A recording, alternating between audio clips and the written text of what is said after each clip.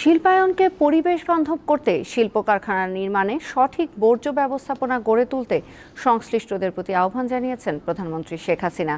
সকালে রাজধানীর বঙ্গবন্ধু আন্তর্জাতিক সম্মেলন কেন্দ্রে 11তম জাতীয় ক্ষুদ্র ও মাঝারি শিল্প পণ্য মেলার উদ্বোধনকালে দেয়া প্রধান অতিথির ভাষণে একথা বলেন তিনি।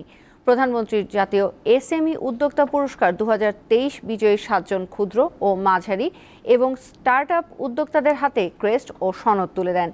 বিশ্ব অর্থনীতির মন্দাভাবে মূল্যস্ফীতি না ঘটলে দেশের আরও উন্নতি করা যেত বলেও উল্লেখ করেন শেখ হাসিনা।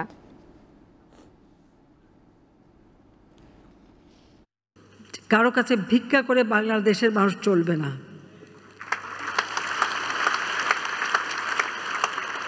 জাতির পিতা বঙ্গবন্ধু শেখ মুজিব বলেছেন, ভিক্ষুক জাতির কোনো ইজ্জত থাকে না।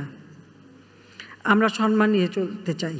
তা আমি বিশ্বাস করি যে মানুষের কর্মক্ষমতা, মানুষের উদ্যম, মানুষকে যদি আমরা কাজে লাগাতে পারি, তাই সোনার মানুষগুলিই তো উপযুক্ত হবে এবং আমাদের সোনার বাংলা গড়ে তুলবেন।